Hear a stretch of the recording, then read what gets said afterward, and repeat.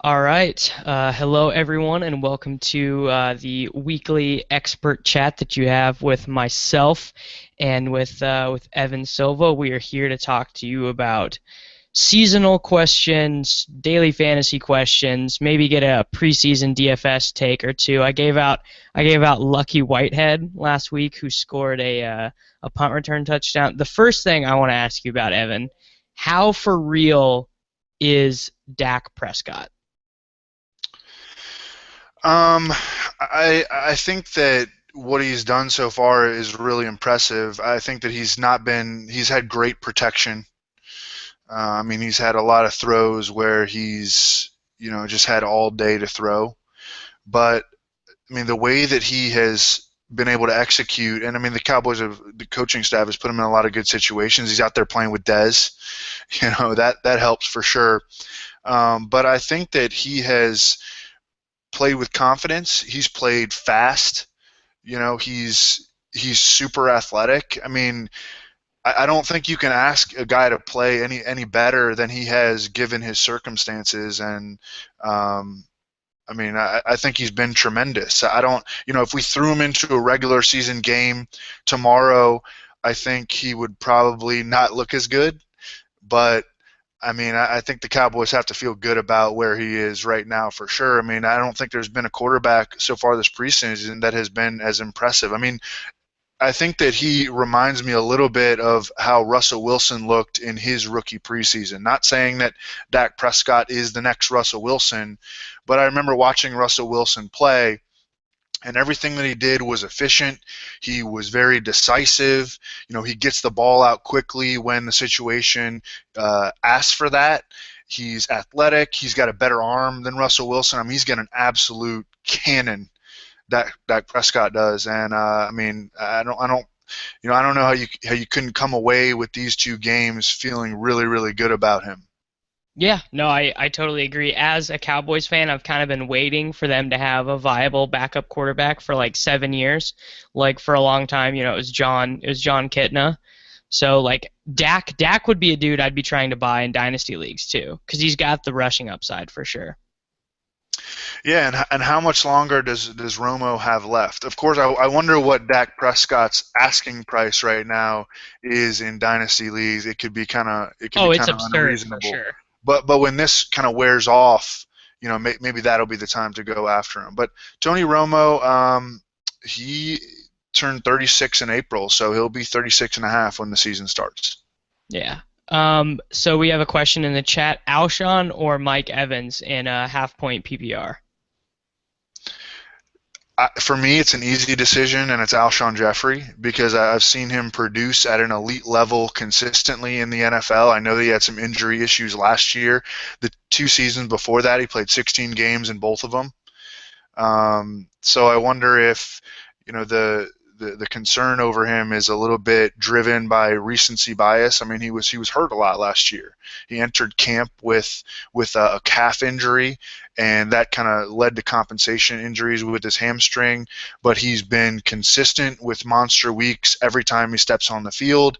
And Mike Evans is a player who should get better this year. He has a lot of touchdown regression coming, but he plays in a run-first offense where I think Vincent Jackson is still something of a factor.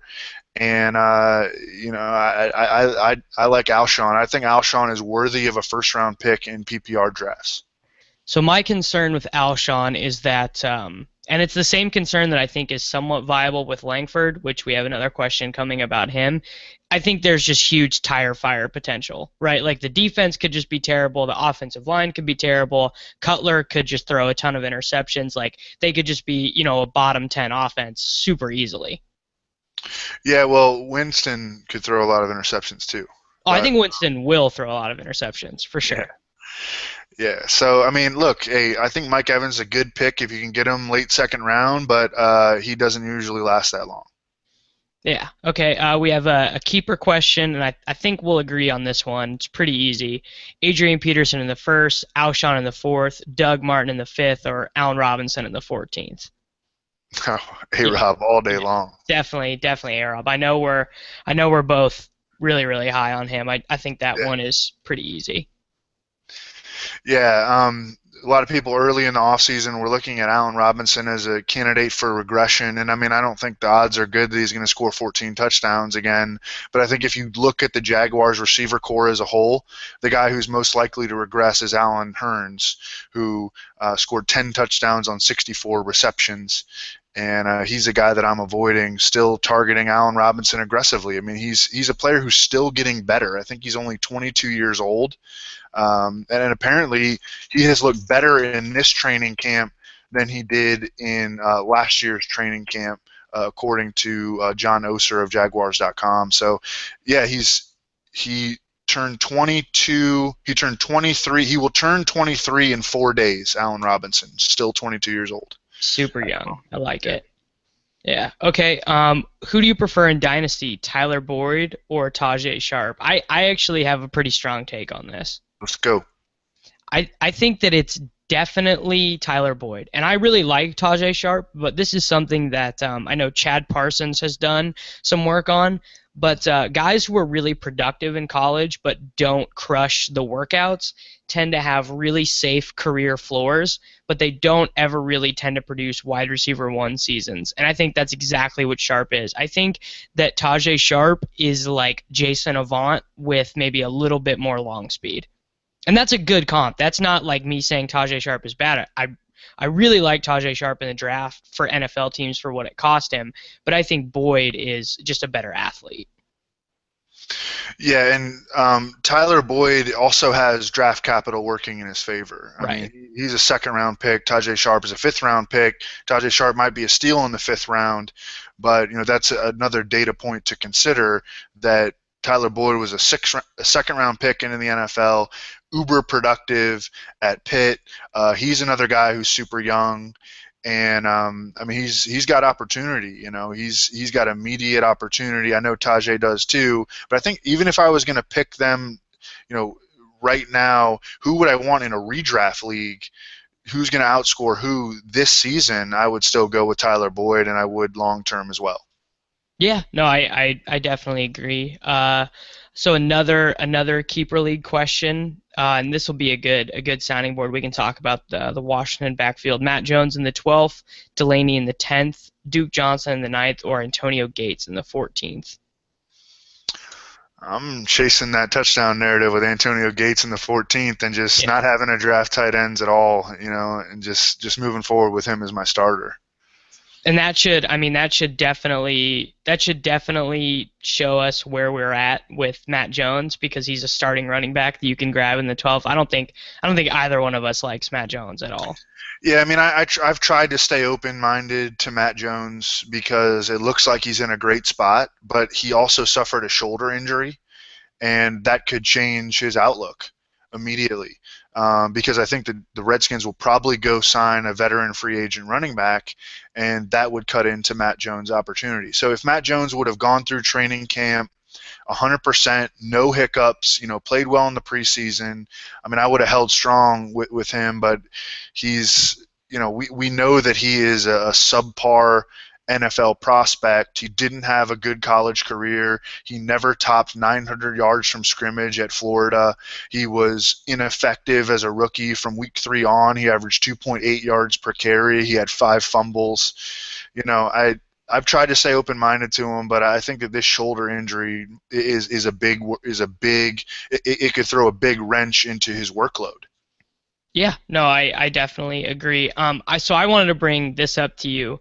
Langford has just been crushing in the preseason. Mhm. He's obviously one of my boys, and we talked about this a little bit on the podcast that we did yesterday. But where do you have him ranked at running back right now? Because I kind of have him as like a top tier RB2, like in that like 12 to like 16th range of running backs. Yeah, I think he's a guy who I was going to try to be a little conservative on, but he's also a player that we're trying to learn more about, because all offseason the beat writer said that the Bears were going to use a running back by committee. Jeremy Langford, from an efficiency standpoint as a rookie, wasn't great, so I think it made sense to expect the Bears to use a committee. And then the Bears come out, they have 39 first-team snaps in the first two preseason games, and Jeremy Langford's in on 36 of them.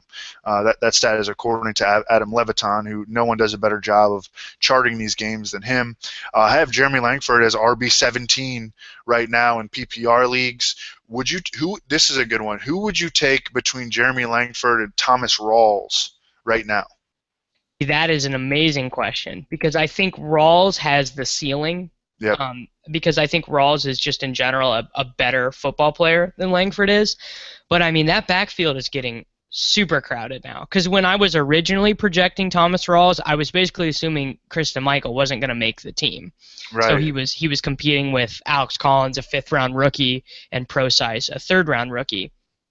But now that we are thinking maybe Michael takes some early down work too, dude, I think you want to take Langford because the PPR upside is like Langford's going to play passing downs, and Rawls probably even in his best case scenario didn't top 20 catches. Yeah, I have them right now back to back. I have Rawls at RB16 and Langford at RB17. But I've struggled with ranking them right now at this point. I mean, Thomas Rawls has that big touchdown upside for sure. And though, I mean, like I would say I don't have my MFL page pulled up in front of me, but I would guess those are my two most owned running backs. Just because if you're going zero running back, you get 4 wide receivers you like, and both of those guys are there that you can take in the 5th and the 6th. Yeah. So as you feel, Jeremy Langford's ADP starting to climb, because you know that it will. Yes, definitely. I mean, he's not going to be a 7th and 8th round pick anymore. Which sucks because like that was making drafts so easy. So where would you be willing to take him, you think? I think the highest I would go on him would be like I think the thing about him is that he's an ideal zero running back guy because you're going to have so much ceiling from your wide receivers on those teams that really you're just looking at a guy who can grind you out 11 points a week in a PPR format, and I think he's really good for that.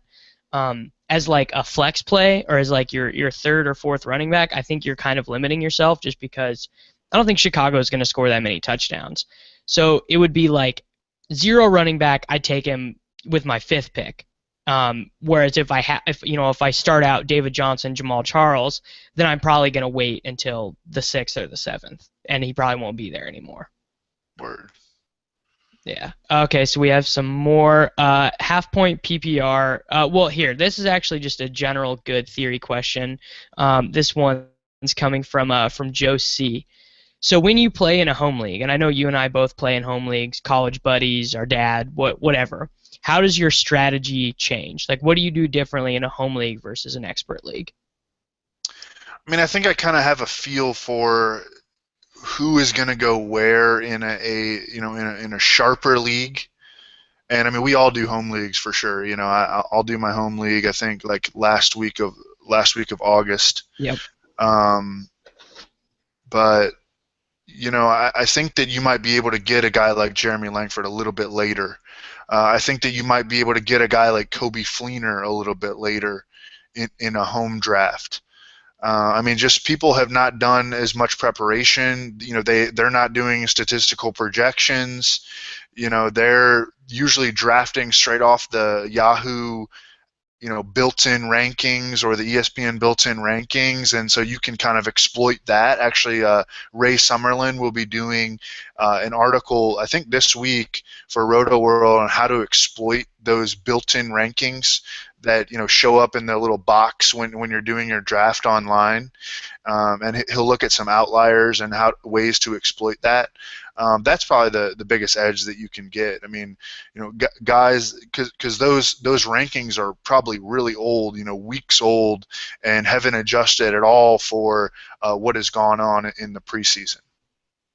Yeah, no, I agree. Those leagues for me, I'm more inclined to reach on guys because I don't think I'll be punished for it. So like I just kind of like to draft a team of my guys. Like the home league, I do a 12 team league with a bunch of guys from high school that we've been doing for years. Like I'll just be like I took David Johnson in the eighth round of that draft last year just because I was like I knew I wanted to get him and I knew I wouldn't be punished for doing that. I'm also more willing to take an early quarterback. Like I'd take like Cam Newton in like the fourth round of a home league just because I'm going to be able to, like Chris Thompson will go undrafted in, Right. a 12 team PPR league of just your buddies, and that guy can be your flex play 8 weeks out of the year. Yeah, there's always a bunch of dudes that should be drafted that go undrafted in those leagues. Which is the best. And here's an interesting thing I just saw on Twitter. Ladarius Green is reporting that he has no idea where these reports of his headaches are coming from. This that he's fine. I just like so one of the San Diego beats just tweeted that or no, one of the Steelers beats. Mark Caboli from the Pittsburgh Tribune Review tweeted that Ladarius Green said he has no idea where the headaches rumor is coming from. I see that. I see that. Well, I mean, it was reported by NFL.com and the Pittsburgh Post-Gazette, and Ladarius Green has yet to practice in training camp. So I'm going to believe what we're hearing over what Ladarius Green personally said until we have reason to believe otherwise. I have so many shares of him already that I'm Me just too. yeah, like I'm just very much hoping that that does not come to like I can't live with that. Would be brutal for me if like dude if he just doesn't play, I'm gonna have a bunch of MFL teams with just one tight end. Yeah, he's a guy who I really liked as an MFL 10, best ball pick because he's going to have some games. I mean, assuming he's 100%, he's going to have some games where he catches two TDs, I think. Oh, most definitely. So we talked about this a little bit yesterday too, but do you have any Sammy Coach shares at all? Very few, very few. I mean, he started to go, he started to go like ahead of guys like Rashard Matthews. He's got like I try to go for guys with better floors, and I mean I understand drafting for upside, but um, I don't have a lot of them. I have a few, but he's I guess he's a wide range of outcomes guy who could just give you weekly zeros, who might not even be active on game days if you can't beat out Eli Rogers and Darius Hayward Bay. Are You you know, interested in drafting Eli Rogers at all? Because I am a little bit. Like I don't even know anything about him, but I know that just the fact that he's a person means he might be better than Marcus Wheaton. right. I don't know about interest in drafting him. He's among my top 200 players, but um, I mean, I really want to see what happens in the third preseason game. I guess that's hedging a bit, but I want to see who runs with the ones in the third preseason game. Is Ben targeting Eli Rogers, or is it Sammy Coates outside, in three receiver sets with Marcus Wheaton in the slot and Antonio Brown on the other side? Because that's what you want if you have been investing in Sammy Coates. You want Sammy Coates to be the number three, to play in all three receiver sets, to be a big play weapon on the outside. But I don't know if that's a guarantee to happen. I don't know if he's a guarantee to beat out DHB.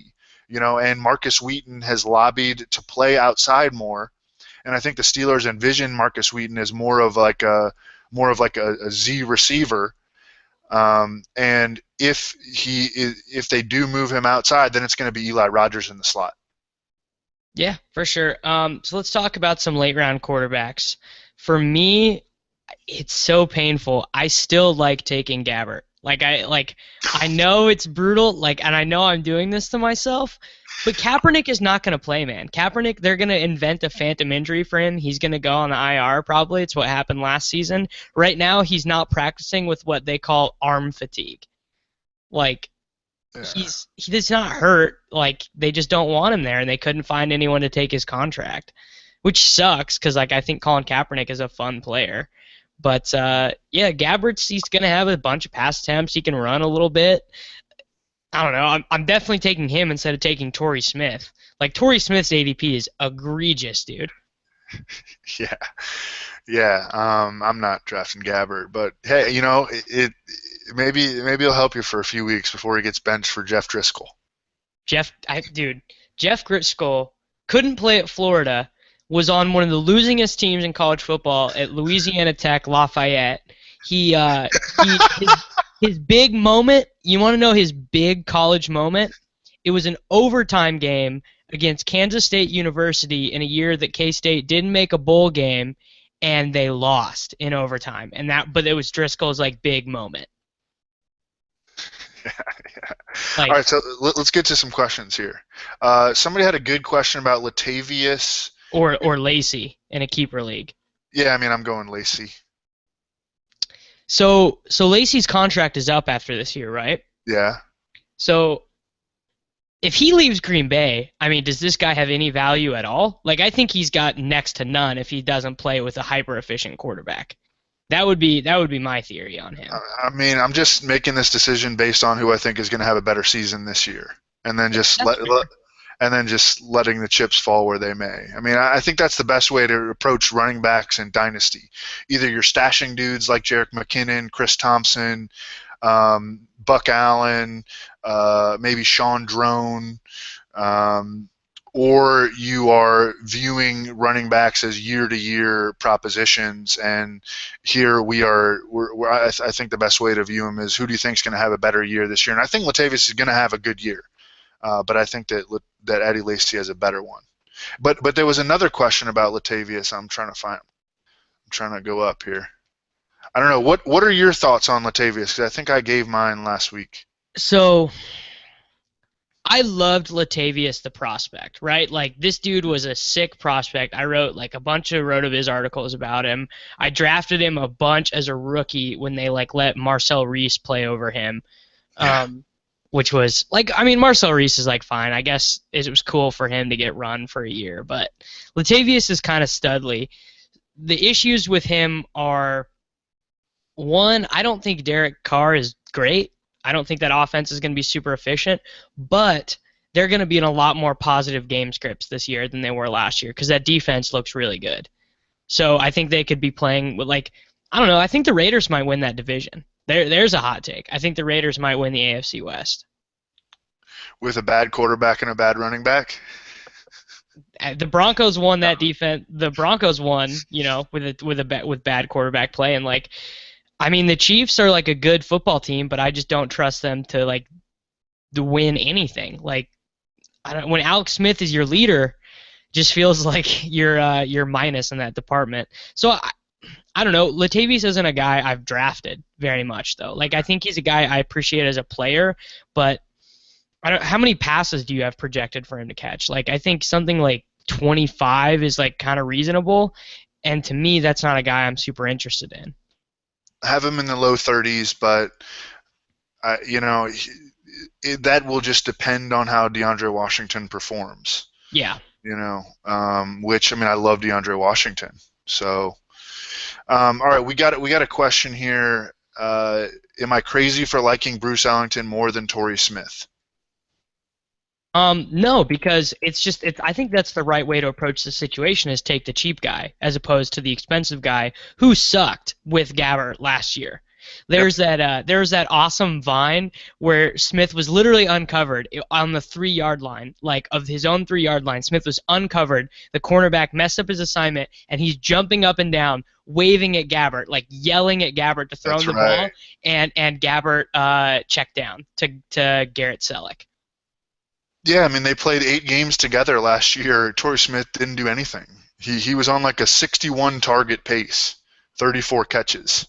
In a decent sample, 8 game sample. So that's worrisome. Bruce Ellington has missed the last week with an ankle injury, which I hate to see. When you bring him up amongst 49ers fans, the feedback that you usually get is that dude just can't stay healthy.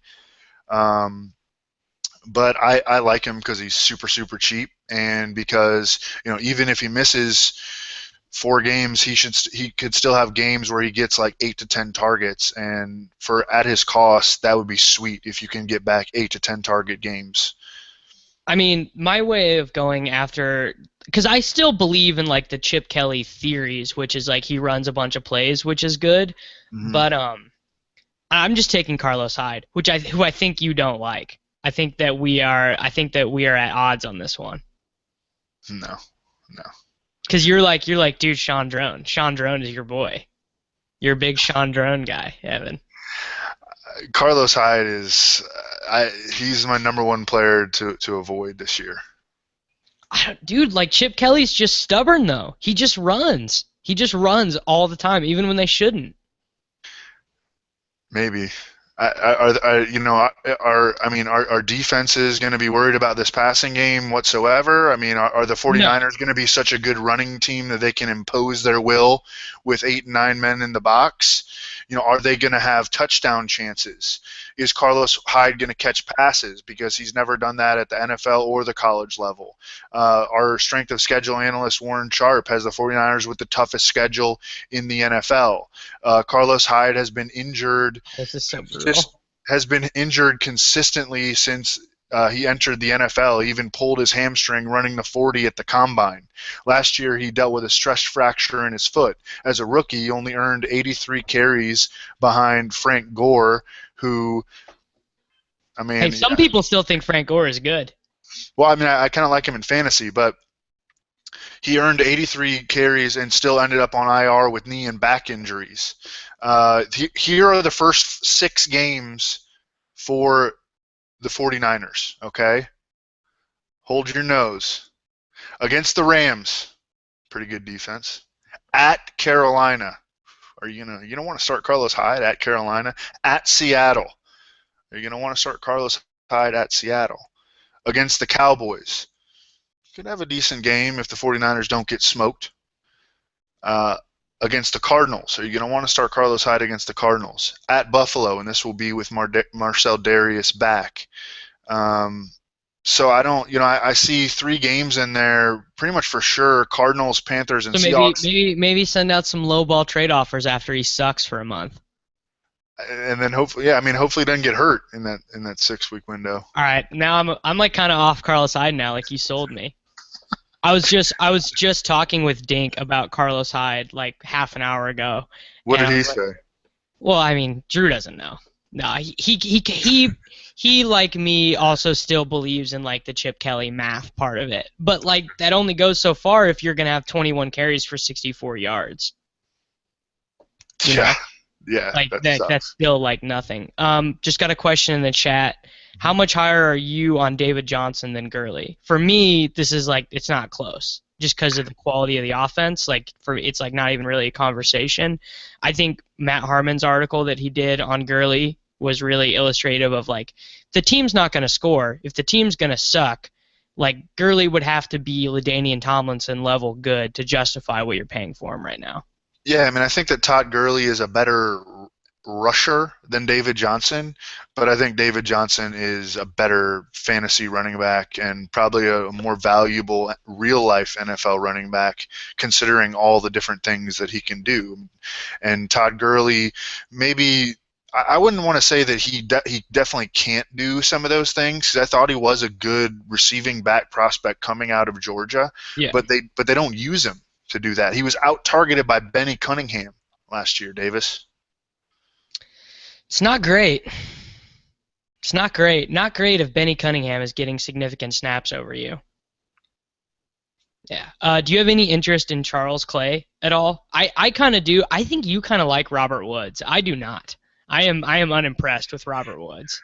No, I like Robert Woods. I had a positive tweet about him recently because I think that he could be like next year's Marvin Jones, Mohamed Sanu, Travis Benjamin, get like a decent contract in free agency. If he has a good season this year, he could get a decent contract in free agency, and then the perception of him would rise. I mean, all the perception of all those guys is pretty strong, except for maybe Sanu of those guys. But even his perception is starting to come up a little bit. But I mean, everybody's on Marvin Jones right now. People really like Travis Benjamin. I think Robert Woods can can do what Sanu, or maybe to a little bit lesser degree Marvin Jones, can do. I mean, Robert Woods had a much more productive college career than Marvin Jones did. Robert Woods is only 24 years old. He's still really young.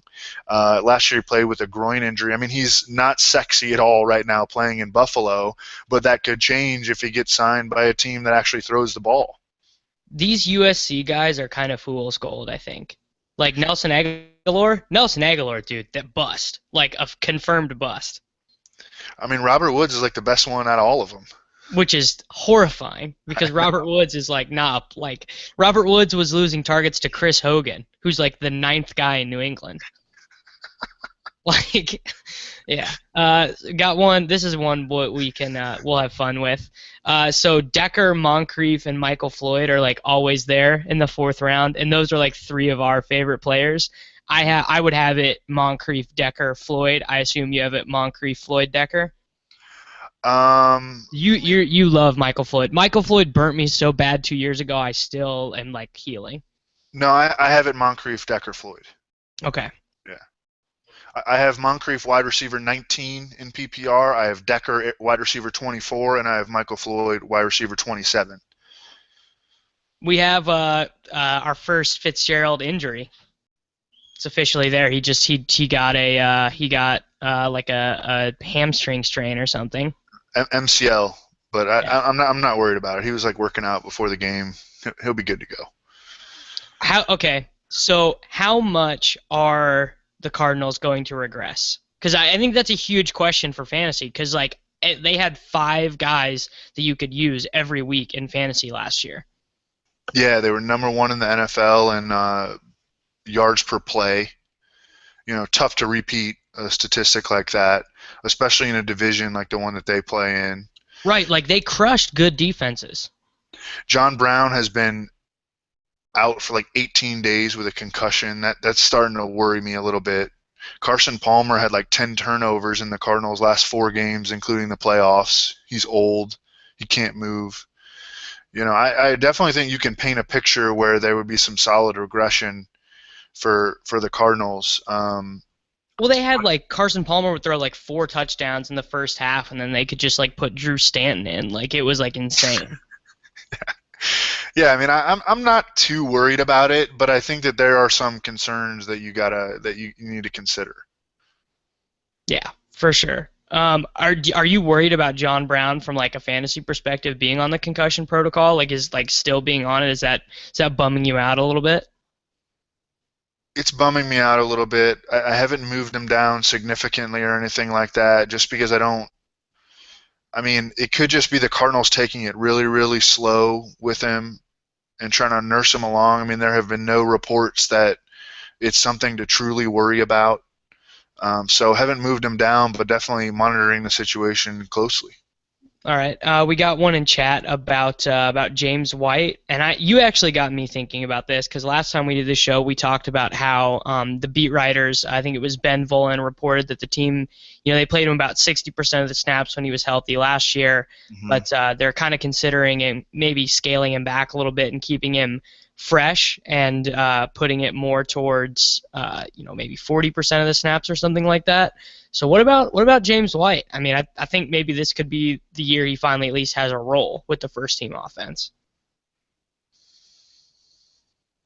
Nah, Wave? No, with James White, no, no thanks. I mean, if we know that Dion is going to miss time, then I think James White becomes, he comes into play. But I don't, I mean that's it. Yeah. What about Marty B? Do you have him in any MFLs? I do. Yeah. Like I think that not everyone says the Hernandez role with every tight end that they get, and Aaron Hernandez was sort of a unique type player, but I don't know. He could score 9 touchdowns this year. Martellus Bennett pretty easily, I think. Yeah, I mean I do too. And even if he only scores 7, and you draft him in the double-digit rounds, which is where he goes in every draft, he's crushing. He's crushing his ADP. And the Patriots have always wanted to go back to being able to be multiple on offense and play two tight ends at the same time, because it gives them an advantage in the running game and it gives them an advantage in the passing game.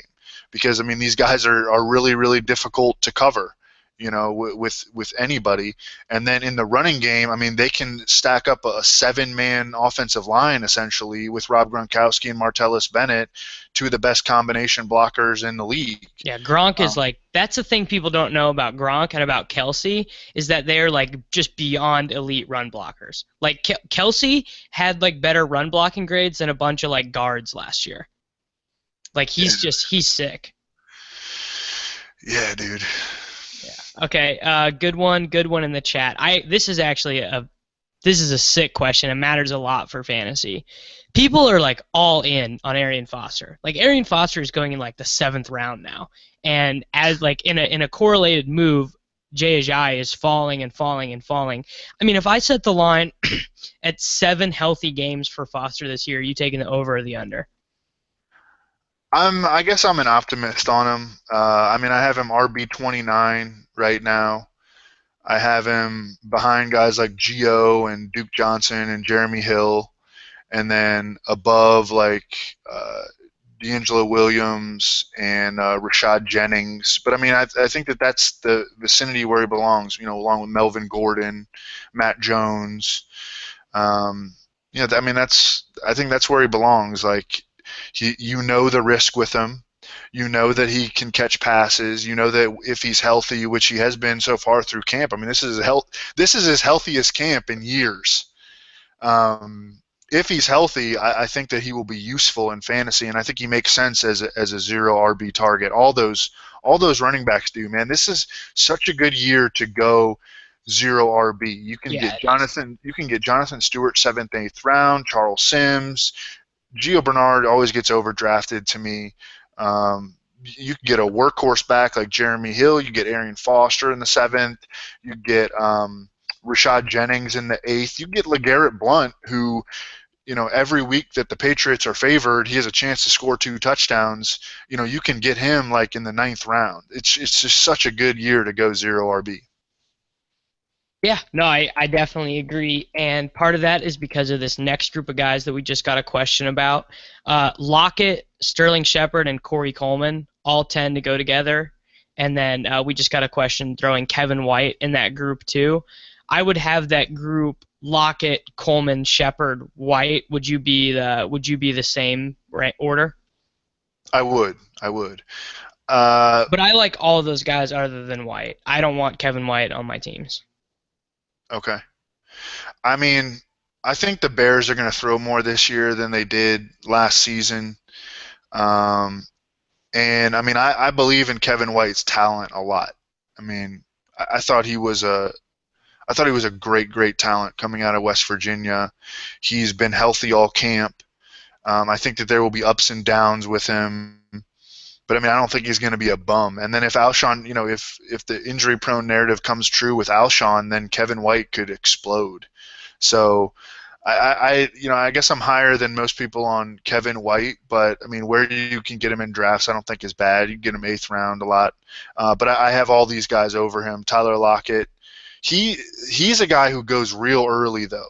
I don't see him as in that Sterling Shepard, Corey Coleman ADP range. He was for a while, He was, not yeah. anymore. Yeah. What do you think about the Denver wide receivers? I still like them. Like, I don't care if Trevor Siemian is throwing Demaryius Thomas passes. Like, Demaryius is still – like, you give Demaryius 150 targets, like, he's going to give you fantasy points regardless. Like, how much better was Peyton Manning than Trevor Siemian last year? Like, seriously. Not really that much better, I don't think. Yeah, but Demaryius was still really productive with Peyton Manning because they would play in a shotgun and or in the pistol and throw bubble screens like all day to Demaryius. So even though his efficiency dropped significantly, they were still throwing. I mean, he was still getting over 11 targets a game in Peyton Manning starts. Now, when Brock Osweiler played and they didn't use pistol as much, Demaryius Thomas's stats went way down. Actually, with Peyton Manning at quarterback, Demaryius averaged 7.6 receptions for 91 receiving yards per game, with 11.4 targets. And then when Brock Osweiler was in there, Demaryius only averaged 69 receiving yards per game, 5 receptions per game.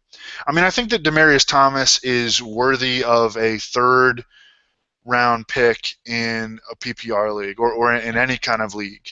But I'm not going to take him second round. And, you know, the Broncos are going to run more than they did than they did last year. I mean, they were 13th in the NFL in pass attempts and 9th in play volume last year. And this year they are going to throw the ball less and they're going to run fewer plays. So I don't necessarily know that Demaryius Thomas is a lock for 150 targets.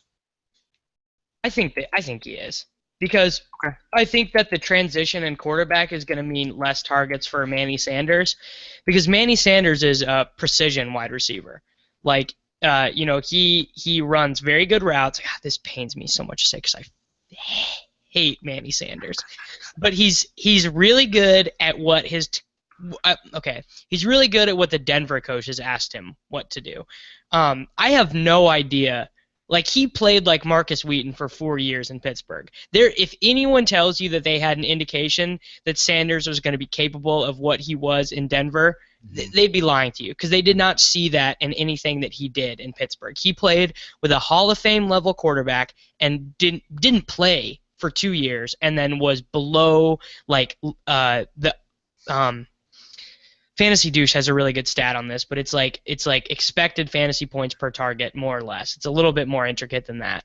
But he was below league average in that, playing with Ben Roethlisberger as the second guy to Antonio Brown and Mike Wallace. So I don't know. Like I think that Trevor Siemian, Paxton Lynch, Mark Sanchez, those are not guys who are going to succeed with a player like Emmanuel Sanders. That's my take on the situation.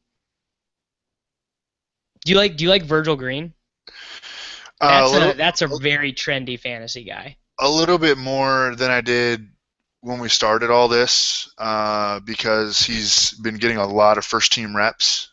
But I don't think he's going to do anything in fantasy. He's been in the league for a long time, and he has the most receptions he's ever had is 12.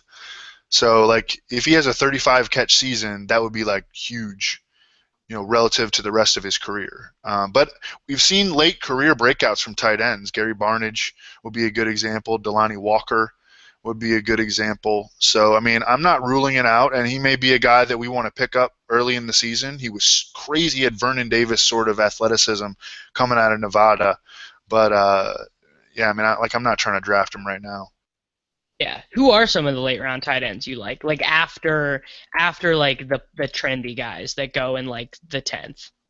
I really, really like Ben Watson. Yeah, you are a Ben Watson guy. Yeah, I think I might use some of him in DFS this year. We'll see.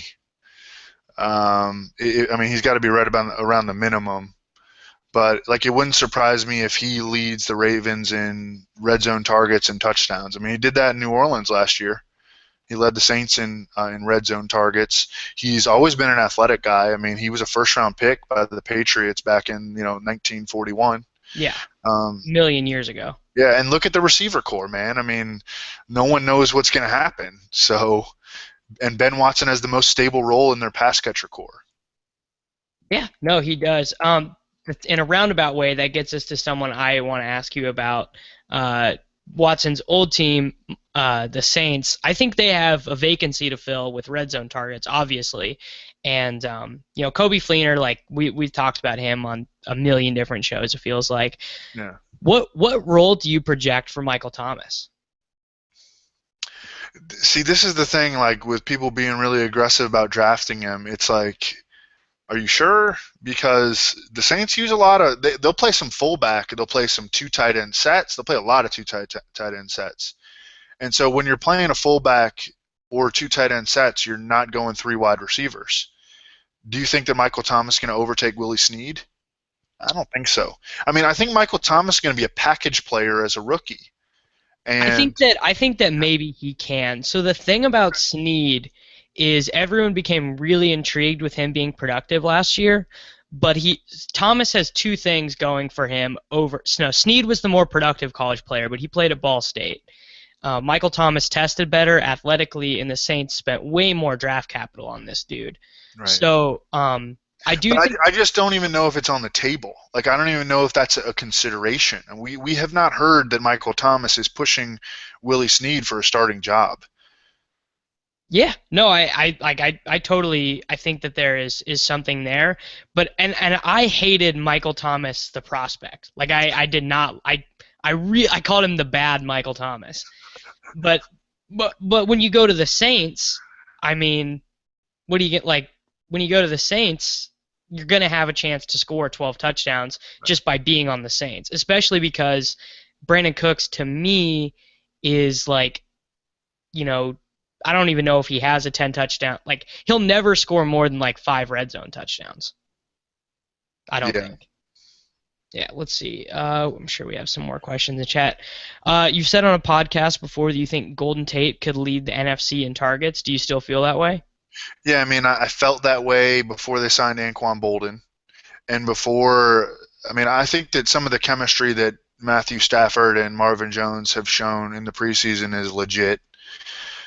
So I don't think he's going to get more targets than Julio. I thought that he was a sleeper to get more targets than Julio when the whole thing started and when they only had Marvin Jones and Eric Ebron. And I thought that, Golden Tate would still see a lot of slot snaps and just a lot of high percentage targets. So, I mean, no, I don't think that anymore. I do still like Golden Tate a lot as a fantasy pick because I think that he's going to be a high floor guy who gives you some. I mean, he's going to have more big play opportunities playing more on the perimeter, and I think that they'll still move him inside enough that he'll be able to have games where he racks up a lot of catches. But not quite as excited about him as I was when everything seemed like it was going to be great for Golden Tate. Do you have any reservations about having Dante Moncrief and T.Y. Hilton on the same team? No, no, None at all. no.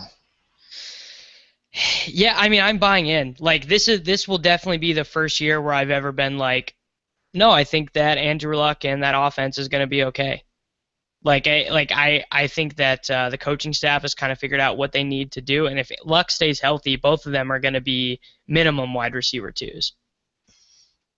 Yeah, I mean yeah. I don't know. I mean, I guess it limits your weekly. Like if the Colts passing game has a bad game, then you could be in a tough spot. But usually one of those guys is going to at least have a solid game, and there will be games where they both blow up. So I mean, we're really just trying to target fantasy points and not really playing the week by week what's going to happen game. This team's going to throw the ball a lot. Their running back is 33 years old. They don't have a defense. They have if you look at their schedule, it's just littered with potential shootouts. They play in the AFC South. You know, I think that most weeks one guy is going to have a good game. There will be weeks where they both blow up, and no, I mean I don't see, like, I'm not going to pass on Moncrief in the fourth to draft somebody I consider inferior just because I took T.Y. Hilton a little bit earlier. Yeah. Do you have any love for Jarvis Landry for fantasy at all? Yeah, yeah. You I still mean, like you don't he's think they get away from him? no way. I mean, he's not a fun pick. I No, don't I, no, I don't I no, don't he's like to not. draft him. I don't personally like to draft him, but Ryan Tannehill loves him, and that defense is going to be fucking horrible. The Dolphins. Are they? They're going to be? Yeah, that's right. We talked about this. Like they just have like nothing left in the secondary. Yeah, all the Russell Wilson at home against the Dolphins in week one. Yeah, for sure. We actually got a good question about this earlier in the chat, and I skipped over it. Um, so when you're playing cash games for NFL, do you have a preference between head-to-head and 50-50s? I know that I have an answer. I bet it's probably harder for you to play head-to-heads because people see Evan Silva and they just scoop immediately. No, They're they just do. like, They do. yeah, No, well, they're just like, I want to play against Evan Silva, and I want to tweet about the fact that I played Evan Silva. yeah, it's funny. In last NFL season, I played almost all head-to-heads, actually all head-to-heads for my cash games. I thought I had okay results. Like I was, I was pleased. But then I played 50-50s in NBA, and I loved it. Yeah. So I don't really know, man. I'm still trying to find the right balance. So I don't really know. I prefer head-to-heads, but for most sports, and this is not actually as true with NFL, it's hard to get like good action. Like it's hard to get action that like you want. In NFL, I think it's a lot easier for NFL. Like I think that if you just post, $25 games, more or less, you're gonna kind of get what you want. Like you're not going to be playing against Sahil or whoever when you just post. Now, if you try and play higher, like if you're posting 109s, 215s, you're going to get some action you don't want. But even still in NFL, so I would say for NFL, I probably play 70-ish% of the cash games I play head to head, 15 to 20 or like 10 to 15, I guess, in 50-50s, and then the rest in tournaments. Good Amari Cooper question here. Let's hear it. Yeah, I mean he's not. I mean, is he an elite wide receiver two for you? Is he a borderline wide receiver one? Because that's where I see him drafted a lot.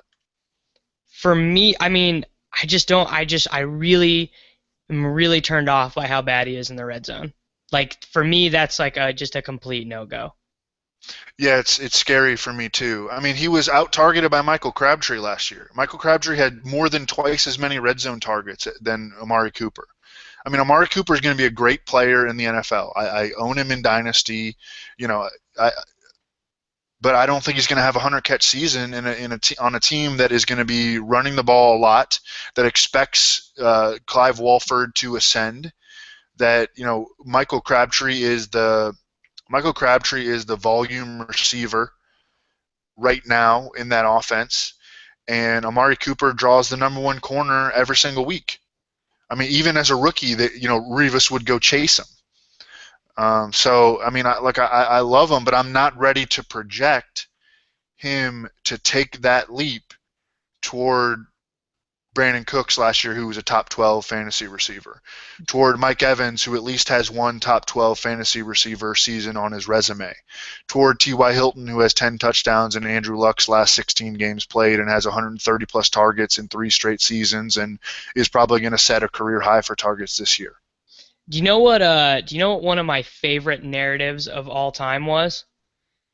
What? It was the you should play Sammy Watkins against Darrell Revis because Watkins crushes Revis in DFS. That was like my favorite like terrible narrative ever. He'd have like 3 for 16 against him, but everyone would be like, "Oh, he burned him. You look at how he shook him on this route.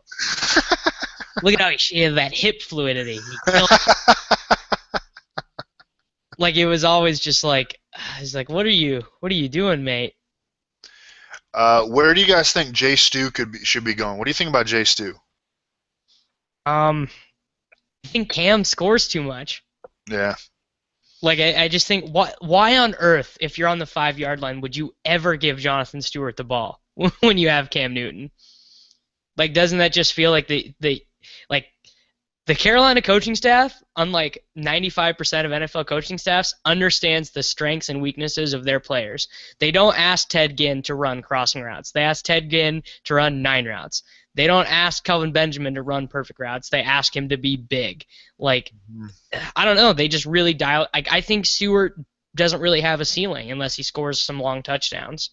Yeah, the concern is his ceiling. But again, if you start like 5 wide receivers and an elite tight end, and Jay Stu's sitting there for you in the 7th or 8th round, and I mean he's gonna get 17 touches a game. He's a great 0 RB target. Yeah, he is. But like, I still want him as like my second guy though, even in that scenario. Yeah, well, I mean, I think that you're still stacking your bench with RBs and hoping that you can find a guy who will blow up like McKinnon, but but you get those guys in the later rounds. At least with Jay Stu, right out the gate, he's going to be getting work and he's going to be getting you fantasy points. Maybe it's not going to be big, but he's going to get you usage when you just waited until the 8th round and you just got a running back that's going to get usage. Yeah, for sure. Let's close it out with this. I think this is one of both of our favorite things to talk about. Thoughts on the Browns offense as a whole. I tweeted out after the Terrell Pryor 50-yard touchdown that I think that the Browns are going to finish this year top 10 in the offense in points scored. I mean, that is Oh, a smoking that's hot a take. take. That's a take. Yeah, I mean, I think that the weapons pretty much speak for themselves. Love to see RG3 playing well. I'm rooting for him. We have to Um, call him Bob Griffin now. RG3 is dead. We got to call him Bob Griffin now. did take him in the 18th round of a draft recently as my QB2. So, I mean, I'm not. I think in deeper drafts he makes some sense, and he's a guy who could be a great waiver wire pickup. Um, yeah, I mean, it's just a guy like this has upside. He's not going to get drafted in most leagues. Just another reason to wait on quarterback. Yeah, I definitely agree with that. And okay, we have time for one last one. Has Des Bryant done anything to boost him up or down for you in the preseason? For me, he's looked great.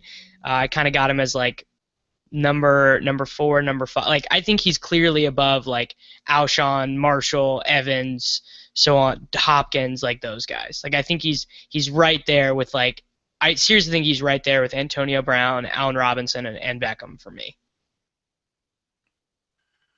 Okay. I have Antonio Brown, wide receiver 1. This will be for both, I think, for both PPR and non-PPR. Antonio Brown, wide receiver 1. Julio Jones, wide receiver 2. Odell Beckham, wide receiver 3. I have AJ Green, wide receiver 4. And then I have Dez, wide receiver 5. And then I have Hopkins and Allen Robinson together. So that's my top 7 wide receivers. And yeah, I mean, if you had a concern about Dez entering this season, aside from the possibility of Romo getting hurt, your concern would be that he didn't look good when he came back last year from his injuries, but now he looks awesome. So yeah, that was a guy I wanted to look at in the preseason a little bit and ease my concerns about that. And yeah, I'm drafting him with confidence, Des Bryant. All right, that is gonna do it for us here at the Slurv Expert Chat with Evan Silva and myself, Davis Mattek. Everyone, thank you very much for joining us. We'll be back next Saturday. Dude, week 3. We'll be at the dress rehearsal week. It's gonna be lit. I know, man. It's gonna Yeah, be crazy. it's getting close. All right, everyone, thank you very much for joining us, and we'll be back next week.